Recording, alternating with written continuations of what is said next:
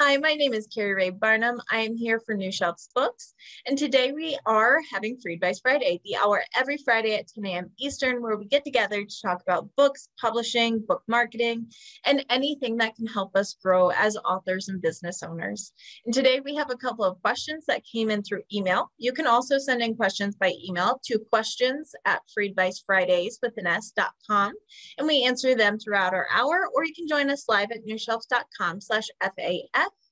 And we also post a replay, so you don't have to miss anything. You can catch that right on YouTube, youtube.com/newshelvesbooks. So we're going to jump in. We've already got some questions coming up. The first one is from Scott. Is it okay to send a manuscript out for review prior to a final copy edit for commas, etc.? I have family members who differ on opinions about Oxford commas. Here is what I have learned. And again, I am no editor. However, what I have learned about Oxford commas, using them or not, it's more important that you're consistent than if you choose to use them.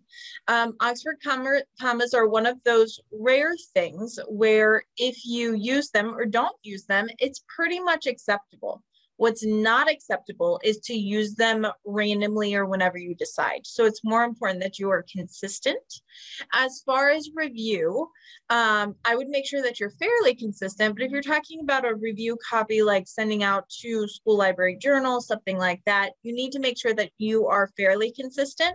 And it's very important that when you send it in, you have a sticker or something on your front cover page that says that this is a unproofed ARC.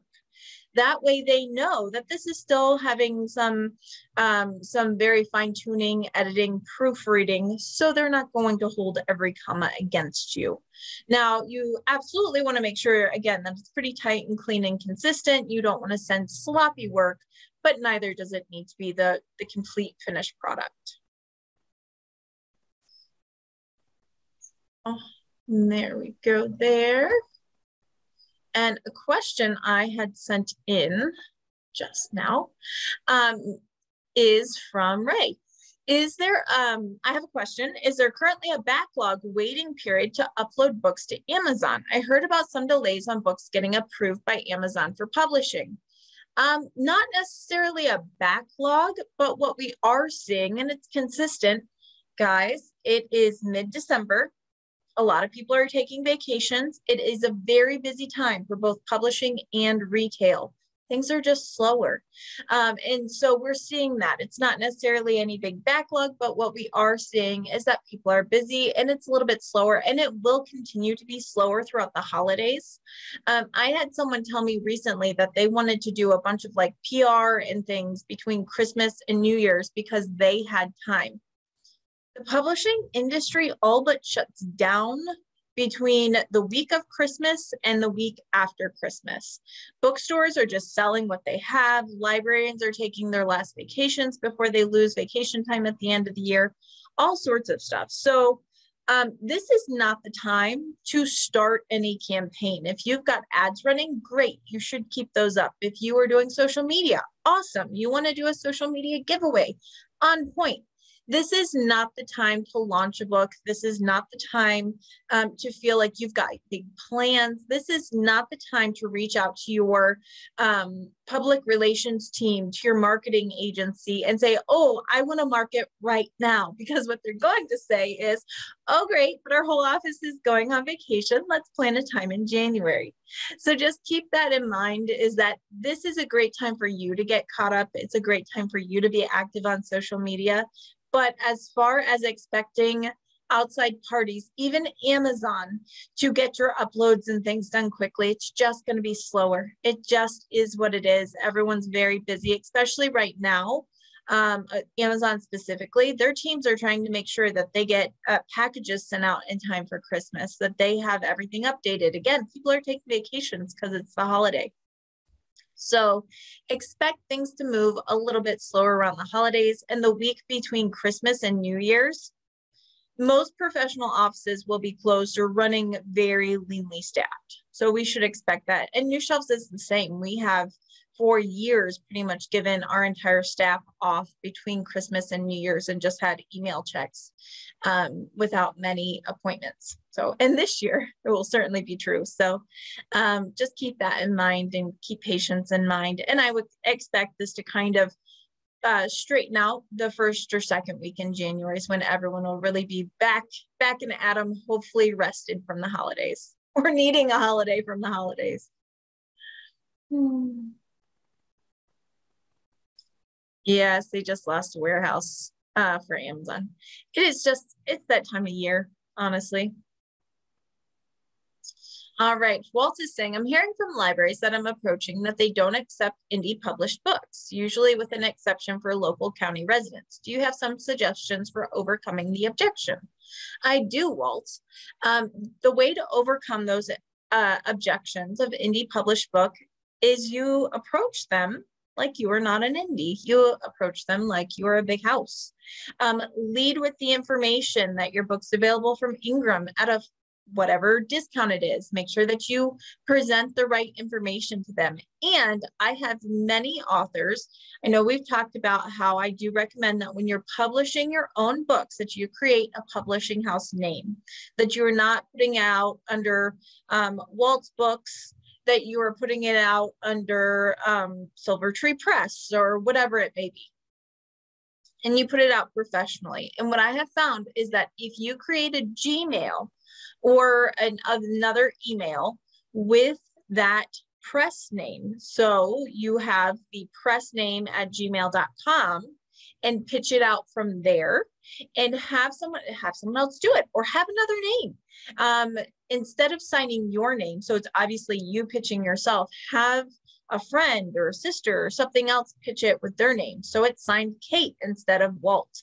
These are things that make your book look more professionally published. These are things that they're used to. And again, it's leading with the professional information of where your book's available, how it's available.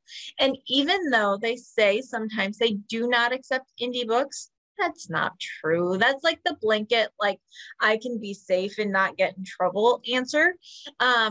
The truth is that if they want an indie book, absolutely they're going to stock it, but they have to want it and you have to make them want it. So leading with things like, do you have professional reviews? Do you have any big things? I mean, I just worked with a book that had like over, gosh, I think it had over 6,000 Amazon reviews, which I would never mention to a bookstore, but on for libraries, I absolutely did. Hey, get the book that has 6,000 reviews on Amazon.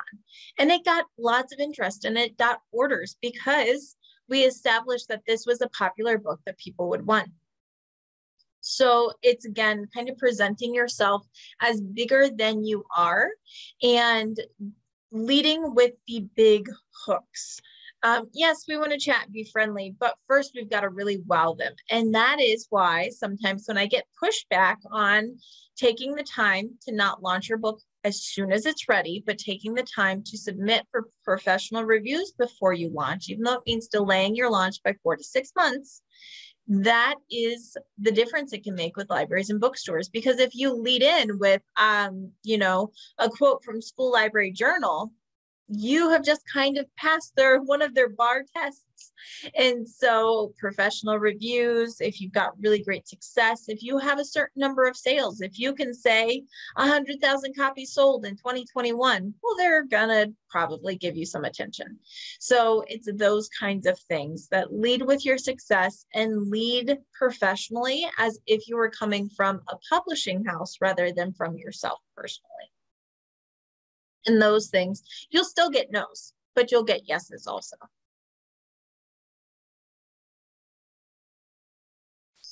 All right, David, for the last few years, I've been checking WorldCat for my books. I'm surprised my first book, published in 2019, never had the image appear in WorldCat. However, my most recent title, published this year, has the thumbnail image showing up.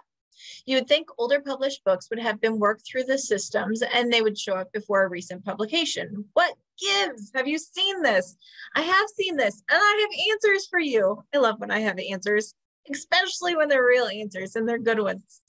So what happens is, depending on how you had your book cataloged, Did you go through a cataloging system or group like the Donahue group to get a PCIP? If so, they send in your cover image. Did you not do that? And it was just a kind librarian who cataloged your book. Because what they may have done is they may have cataloged your book, but never put in the front image cover. It's not there, so it just doesn't show up. Another thing that can happen is it can occasionally just get lost in the sauce as it gets uploaded. And there is a way to contact WorldCat and ask for changes or updates. Now, they do not have to approve these updates, but you can submit them and ask. And you can say, I am the author. I am writing about this book, ISBN, and here's the cover. I notice it's not up. Can you add it? So that is kind of an option when you're doing that. And that is one of those things. Let me see if I can find the contact. I know somewhere in my many, many files, I do have a contact for that. Let's see. Here we go. It's actually this really long URL. So I'm going to drop it in the chat. Everyone. All right. There we go. So here's what you can do. Here is I just dropped this like help thing where you can actually contact the OCLC. And if Donahue did the PCIPs, you can certainly reach out to them. The other thing to make sure is make sure that your cover image is entered in Bowker. Many records will update based on what's in Bowker. So when you got your ISBNs, you need to make sure that you took the time to put your cover and upload it in Bowker. What happens a lot of times is our cover's not finished when we assign our ISBN and we forget to go back and add it. So that's something to check as well. Yeah, I would go straight to, honestly, I'd go straight to WorldCat and the OCLC and ask for help and see what they can do for you. Yeah, sometimes it resizes it. Bowker is one of the clunkiest industry websites. It serves its purpose and they've been around for a long time, but their website is a little clunky and their forms are a little clunky. But, you know, it is what it is. For the US anyway. Another question we had, and actually this wasn't a specific question for Free Advice Friday, but Scott, who I know is on the call, I'm sure will not mind that I'm using his question because I thought it was really important to consider.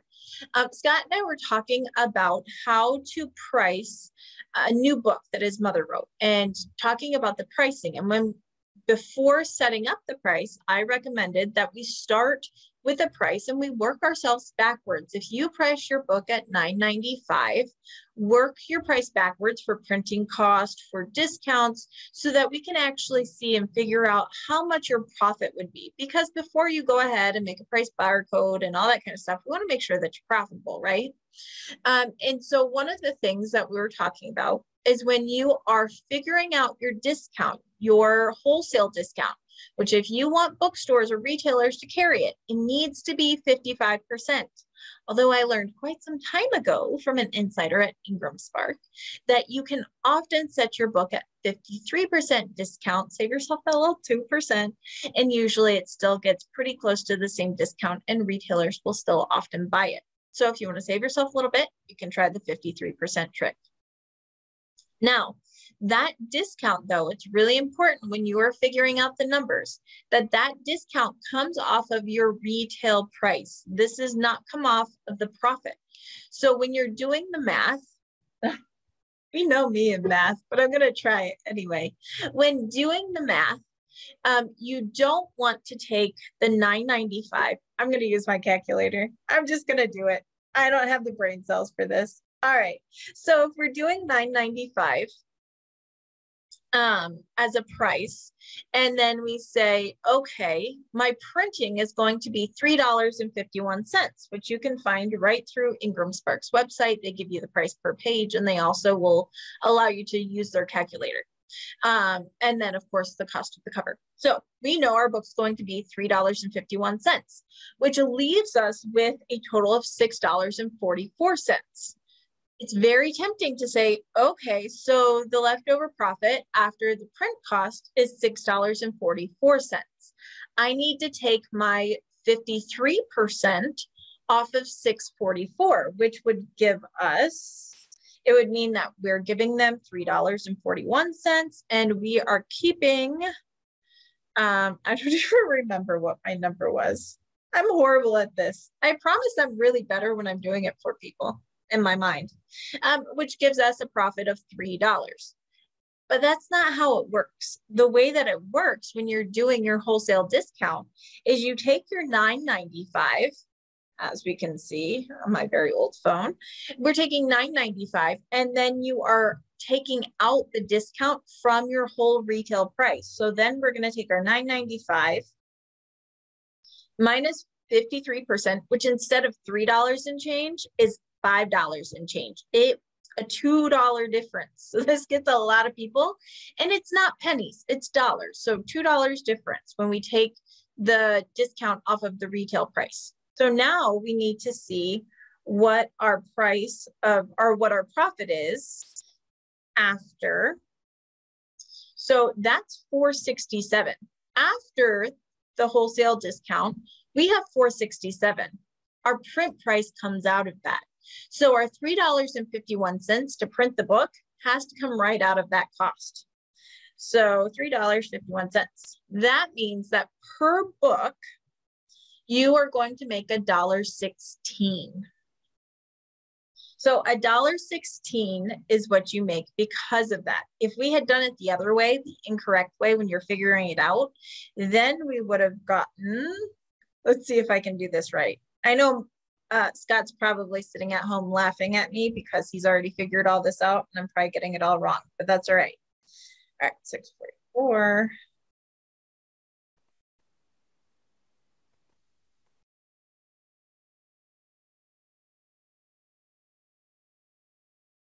Okay, so the difference, remember I said it was $1.19 when you do it the right way.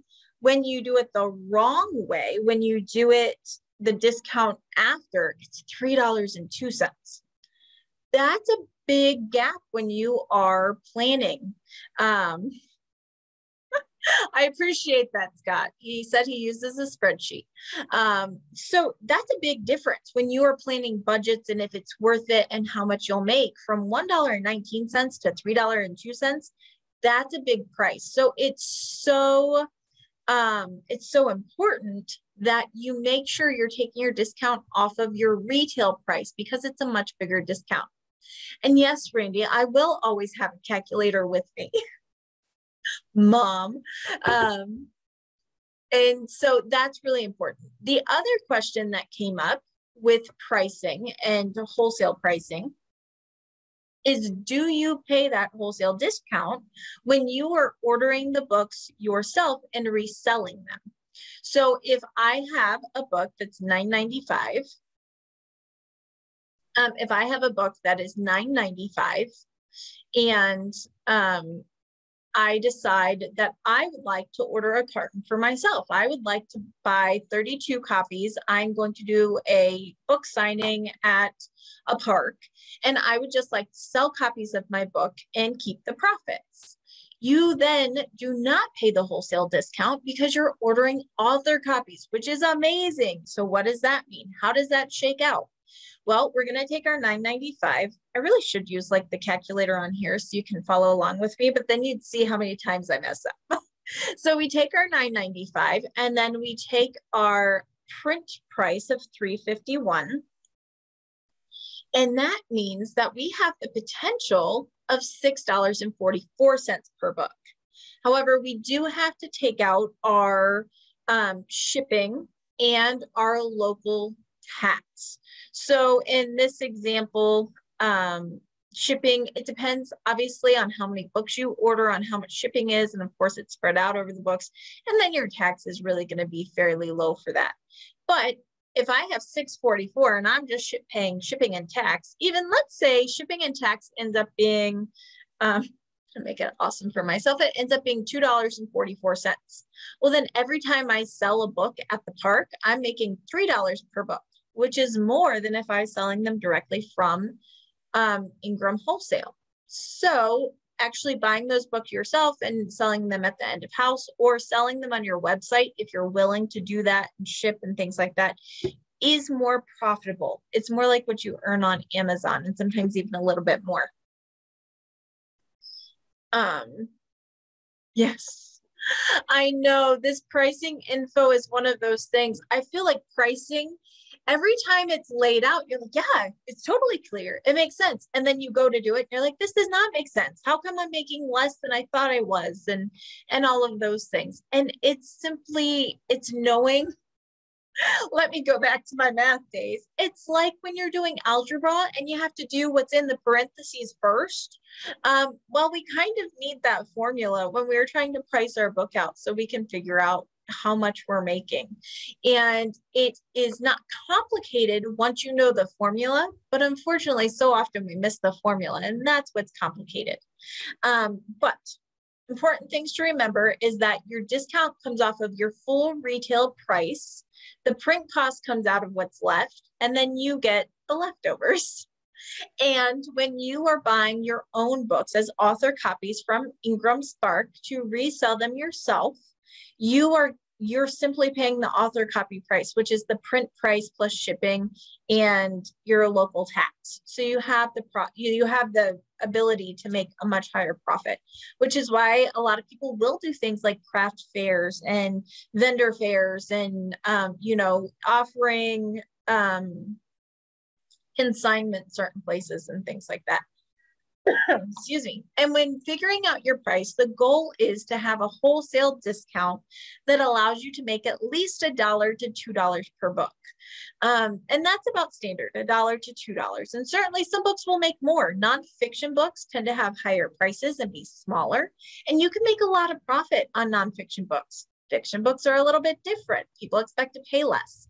Middle grade is like its own special spot where people still expect to pay less because it's a smaller book, but it's costing as much as a lot of chapter books. And also, if you have a lot of illustrations or you expect color in your middle grade book, that is when you start really paying a lot of money. So it's those kind of things that you have to consider.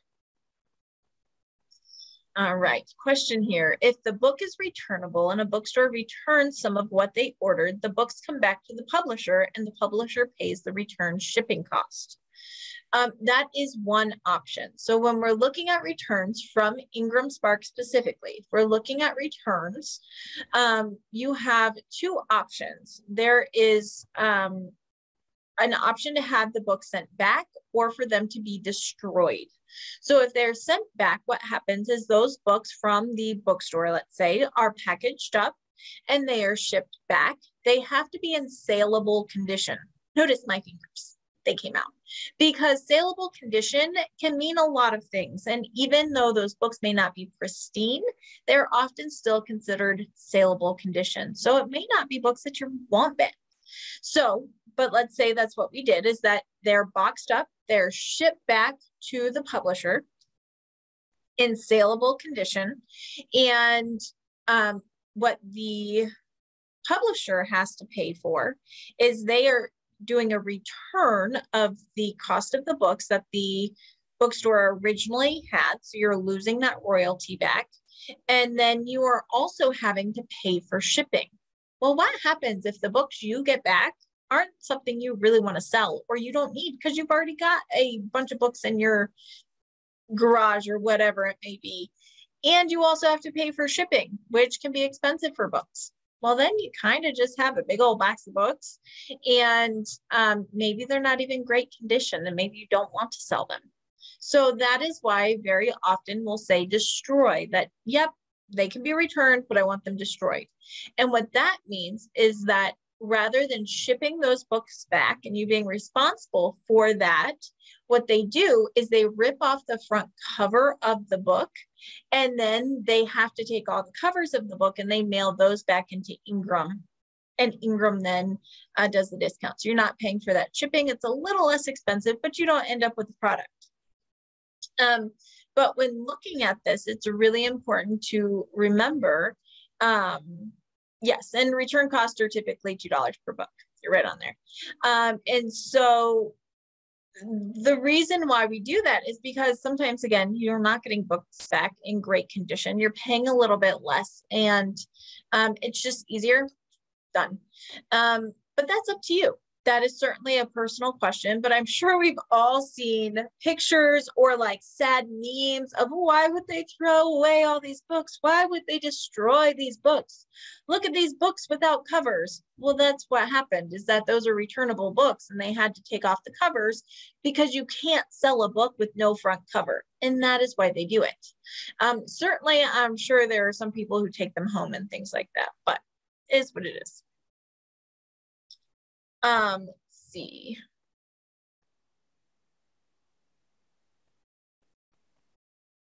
Yep, in some cases it can be costly for returns, depending on how much you are making for your book. Sometimes it can be costly for returns. It's a bit of a gamble. If you really want your books in bookstores, they pretty much have to be returnable. A lot of bookstores will not take a book that's not returnable.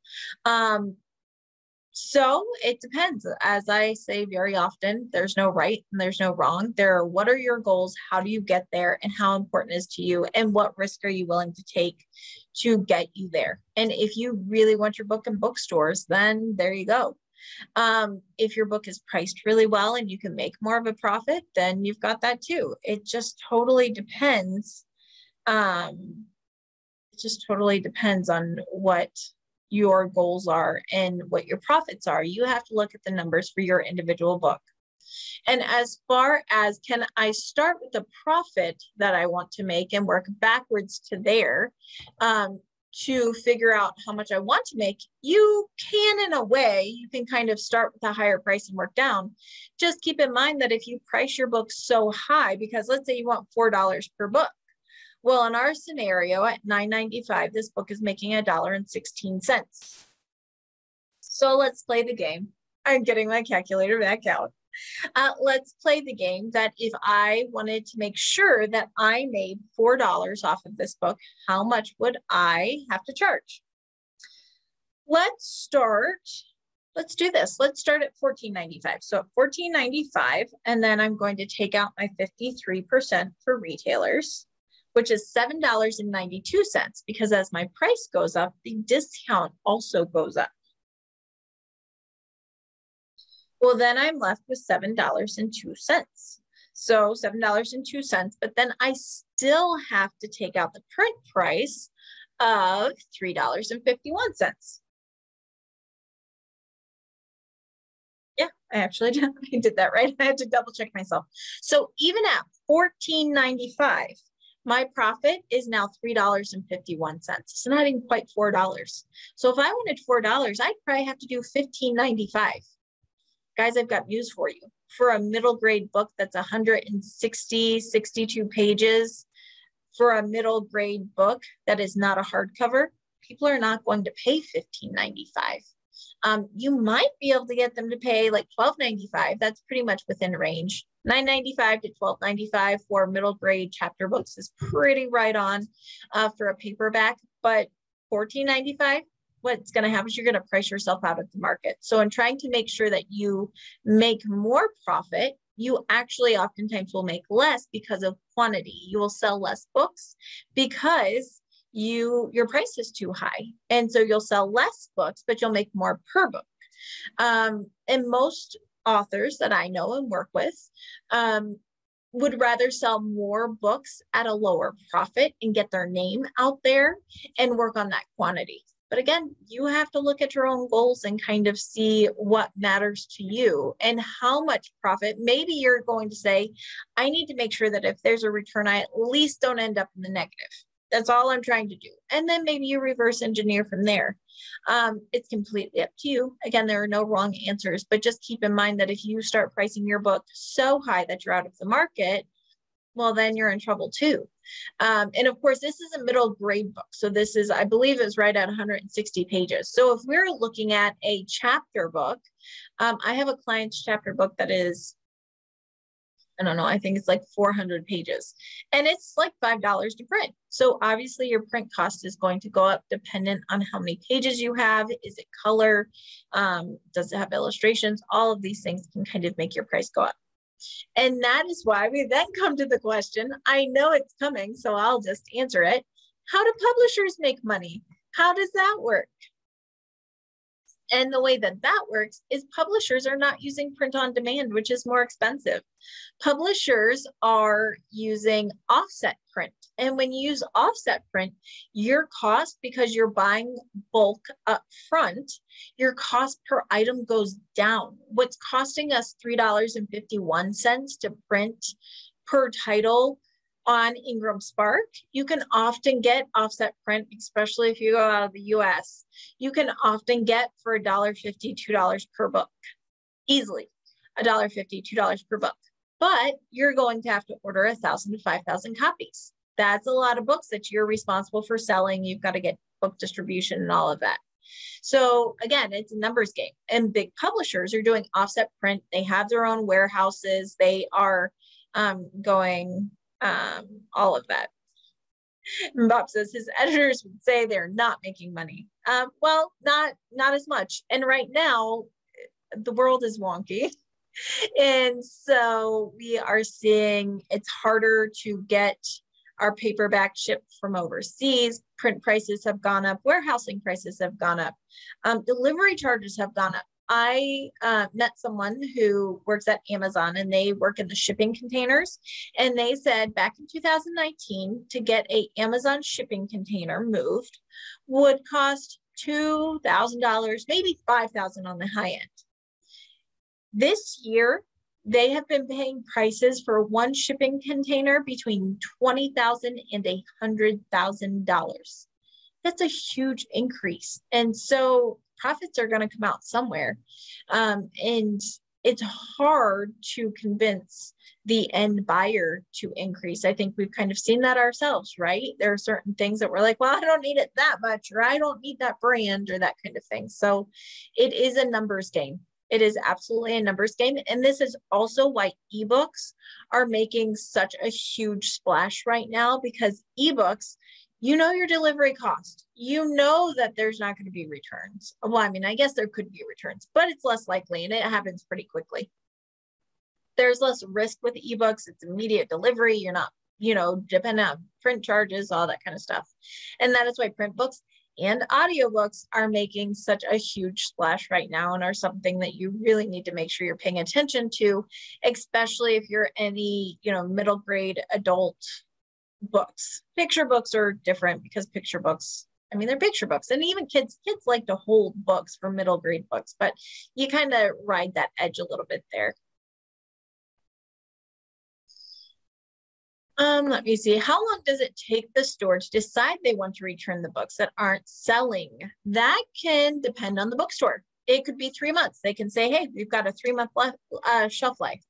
They can say, all right, we're going to put this book, excuse me, we're going to put this book up for the spring season.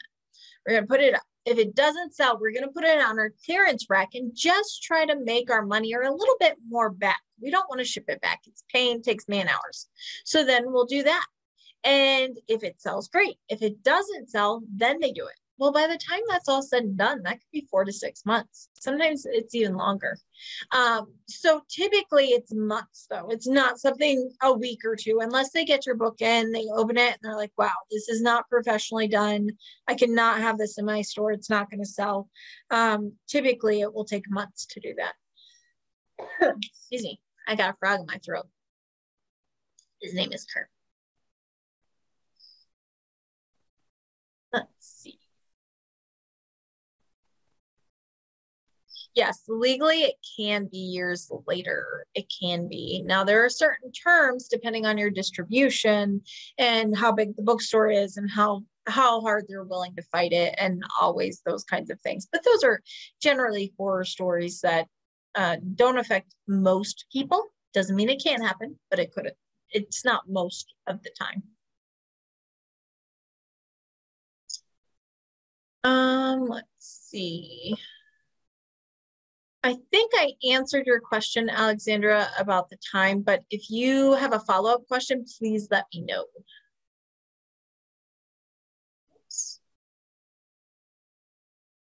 What should the paperback price be? Well, it depends on your genre. You need to go and find out what your book is currently, not your book, what your genre is currently selling for. If you're a nonfiction, go check out nonfiction. Further than that, not just nonfiction, go check out memoirs. If you're a memoir, if you're in business, go check out business books. Current books that are selling right now, you need to know what they are. And the books that are coming out this year, you don't want to compare your books to books that came out in 1990. Those are probably priced lower. You want to look at books that have come out in the last year to two. You want to make sure that you're looking at the binding. Is there's hardcover and yours paperback? Not a good comp. You want to look at page number in some sources. How hard is the information to get? That kind of thing. If you are looking at fiction, you want to go to your subgenre. Are you in clean romance, historical fiction? If so, go there and find out what books are selling for right now. The market kind of dictates what price you can set. It's the market setting what price is standard, and then you running the numbers to see if you can be profitable, and making them meet somewhere in the middle is typically what happens. All right.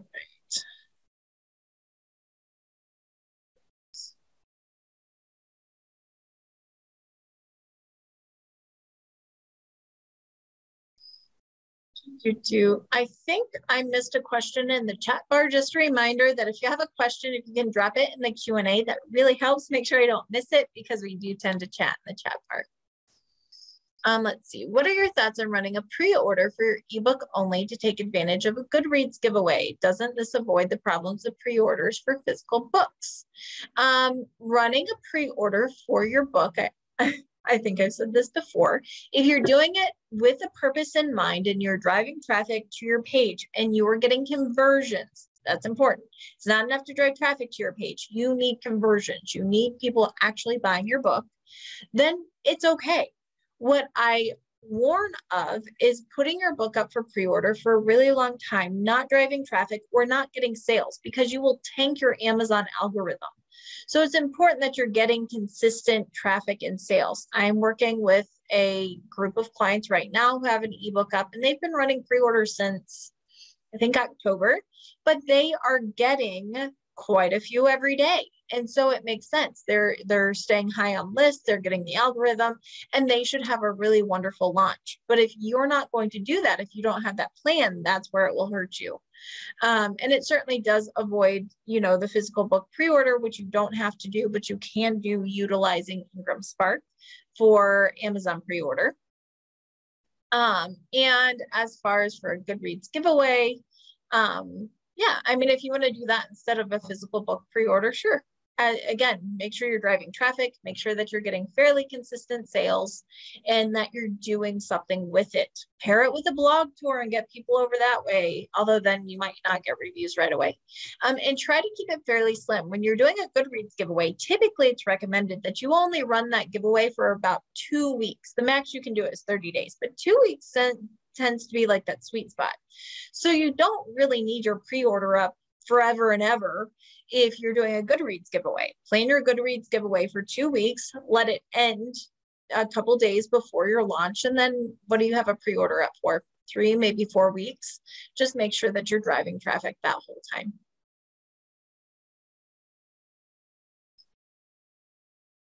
Okay.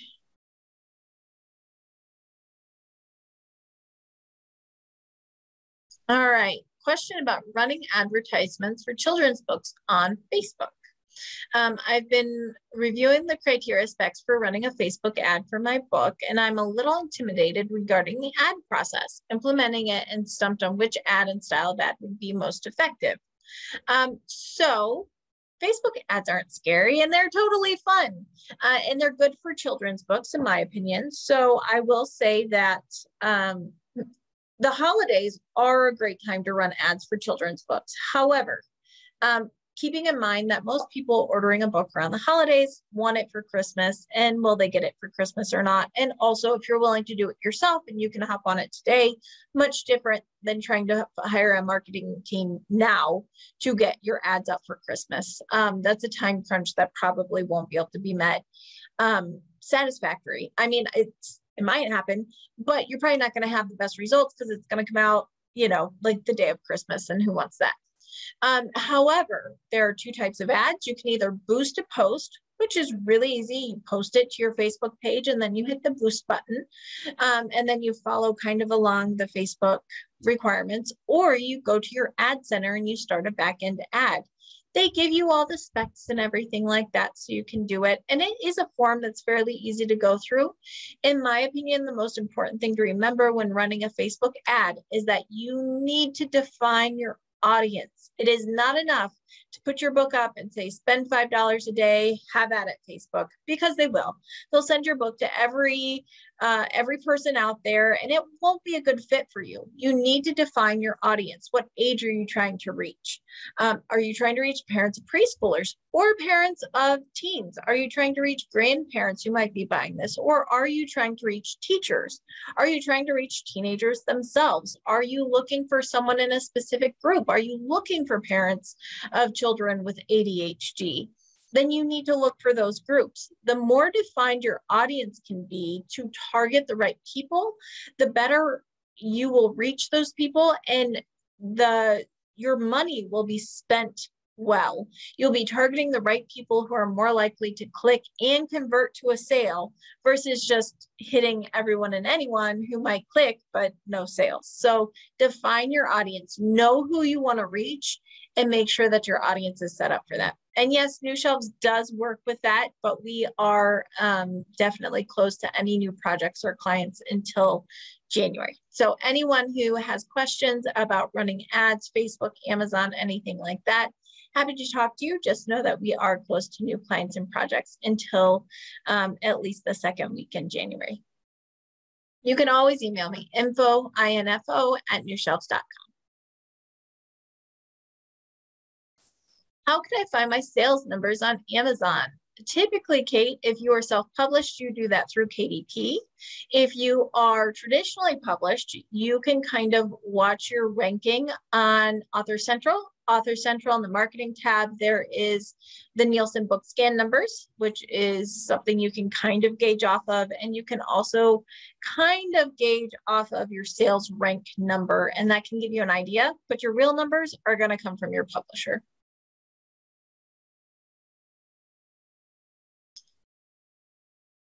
Thank you.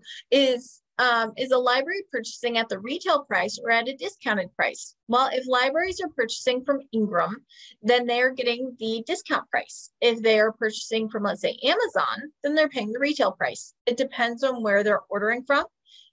But if they are ordering from Ingram, then they do get that discount price. So if you know, I'm not trying to get into bookstores, don't care about bookstores, but I do want to get into libraries, well, then rather than a 55 or 53% discount, you can try going with a 40 or 35% discount so that they get like a 20% discount. That's perfectly okay for libraries. Of course, they appreciate the discount, as we know. However, they're not as picky about it because they're not looking to resell for profit. So if libraries are your goal and retail's not really, then you can kind of play with that discount a little bit more.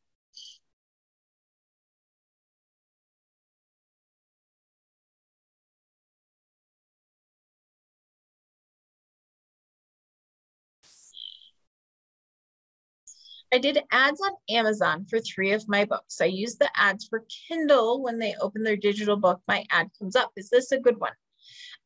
Kim, it sounds like you did of course it was like right here and then I lost it. It sounds like you did the, it's going to come to me any minute now. It's going to come to me. The lock screen ads. There we go. And lock screen ads are okay. I have found that they don't work very well for fiction, that they tend to work for niche books, because it's not too often that someone's going to buy a full priced new ebook when they're already reading a full priced ebook in its just genre fiction. If it's nonfiction, and let's say it is all about podiatry, and I don't even know if that's how you say it. I know it's a podiatrist, but is it podiatry? I don't know. If not, forgive me. But let's say that you wrote a book about podiatry, then you could then target other books like that, because that's really niche. Someone's really looking in that category, and they're likely to want to read in that. Or maybe it's podiatry, which can also lead to back problems. So then maybe you're going to target health and wellness. That kind of thing tends to work better with lock screen ads, because it doesn't matter if I finish this book or not, or if I just started it. If your book hits my need, I'll buy it anyway. So in my experience, niche books tend to do better that way. Lock screen ads don't work quite as well for the fiction. Sometimes if your book's on Kindle Unlimited, it can translate, but they're not my favorite ads overall. I prefer the sponsored keyword ads.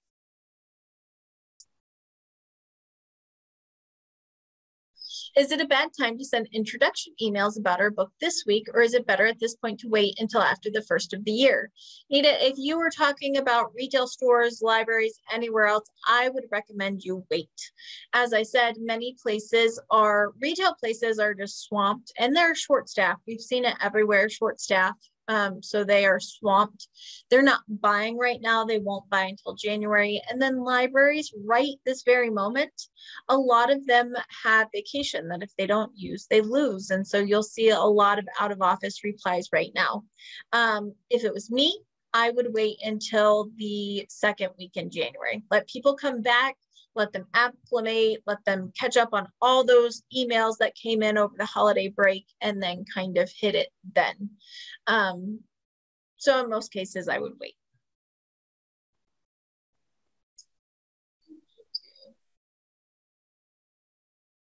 All right. Oh, it's 11 o'clock. It is 11 o'clock. All right, you guys. Let me see. Hang on. I'm trying to read the chat and I'm struggling. It's 11 o'clock. Again, we will not be here next week. It is Christmas Eve. Please enjoy the holiday. Hope you all have the merriest of Christmas.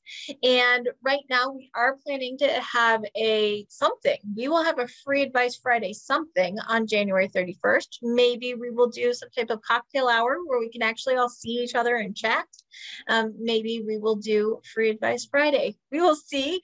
Keep up with us on Facebook. We have our Free Advice Friday Facebook group that you're welcome to join. I do post updates in there. And if you're ever unsure and you want to know whether or not we'll be here, you can always email me, info@newshelves.com, and I try to respond to those as much as possible. I hope you guys have a wonderful holiday, and we will see you in 2 weeks. Bye, guys.